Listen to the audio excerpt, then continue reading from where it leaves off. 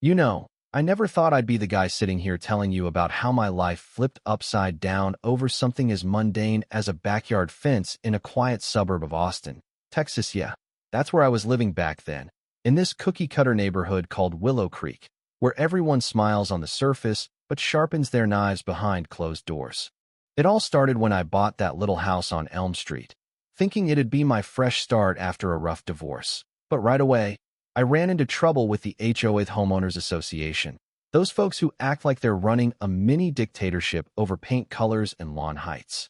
The president, this slick guy named Carl Reynolds, had it out for me from day one, claiming my property line was encroaching on the community green space by a whopping 2 feet, and he was going to force me to tear down my fence and pay fines that'd bankrupt me. Turns out, it was personal, because years ago my ex-wife's family had outbid his on some land deal, and he saw me as the perfect target for his petty grudge, manipulating the board with half-truths and backroom deals to make my life.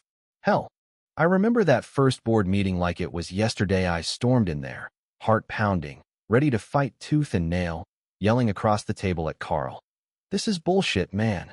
You've got no right to steal my land just because you lost some old bid. Show me the real surveys, or I'll sue the pants off this whole outfit."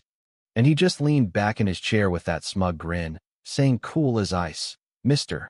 Harlino, that's me, Jack Harlanieri, new here, so let me educate you. The HOA rules are law in Willow Creek, and if you don't like it, maybe you should have read the fine print before signing on that dotted line. We've got witnesses saying your fence is illegal, and fines start tomorrow."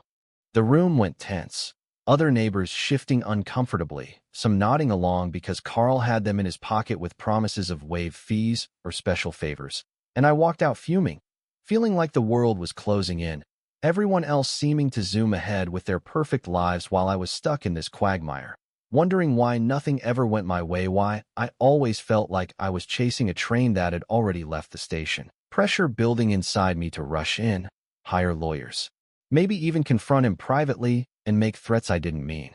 But here's where it gets interesting. I didn't rush, even though every fiber in me screamed to. Instead, I hit pause, like something deeper was whispering to hold back, and looking back, that was the turning point, the divine design kicking in, because if I'd sprinted ahead, I'd have burned out or worse, played right into his hands.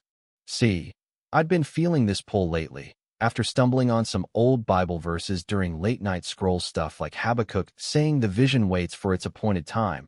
It won't fail, though it tarries. Wait for it, and it hit me like a ton of bricks, making me think about how my whole life I'd been running. Rushing into marriage too young, sprinting up the career ladder only to crash. Always comparing myself to folks like my buddy Mike down the street, whose business exploded overnight, while I slugged away at my IT job, wondering why I was still waiting for my break. So I decided to breathe, trust the process, even when Carl ramped up the pressure, sending certified letters demanding I demolish the fence or face liens. And at the next meeting, he mocked me in front of everyone. "Jack, you're dragging this out. Why not just admit you're wrong and save us all the headache?" Others here comply without drama. I bit my tongue, replying calmly, "Carl, I'm not rushing into anything. Let's see what the real surveys say when they're done right." And inside, it felt like warfare, this quiet endurance sharpening me, rooting me deeper like a tree in unseen soil, while he thought he had me cornered.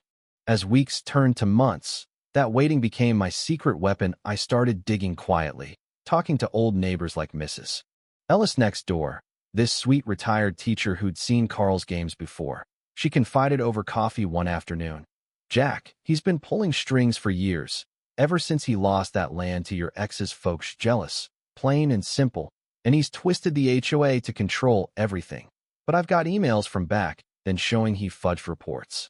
Her words lit a fire, but I didn't pounce. Instead, I waited, gathering evidence, slowly public records, old maps from the county office, and meanwhile, life threw curveballs, like my job hitting a slowdown, making me question if I was forgotten, if heaven was late. But those quiet victories, those silent nights praying or just sitting still, built something unbreakable in me, turning delay into strength. And get this, Carl started slipping, got cocky, trying to fast-track a vote to seize part of my yard for community expansion, bragging at a barbecue. "Harlan's too slow to fight back. By next month, that land's ours. But his rush was his ruin, because in his haste, he overlooked a key detail.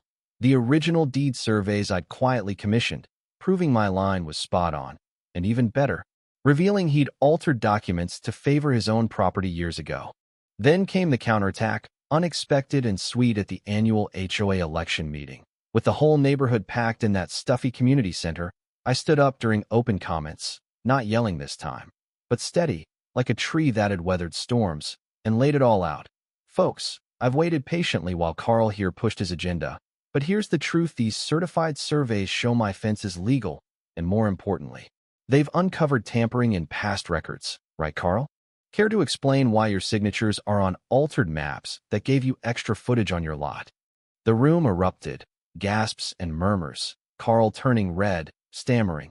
This is slander, harlanury, twisting facts. But I held up the documents, calm as ever. No twist, just truth. I've got witnesses, emails from Mrs. Ellis, and county stamps. You rushed to grab power, but waiting revealed it all. He tried to shut me down, banging the gavel. Meeting adjourned, but it was too late. The board turned on him. Votes flipped, and by the end, he was ousted, facing an audit that exposed his manipulations, losing his presidency, and even getting fined himself.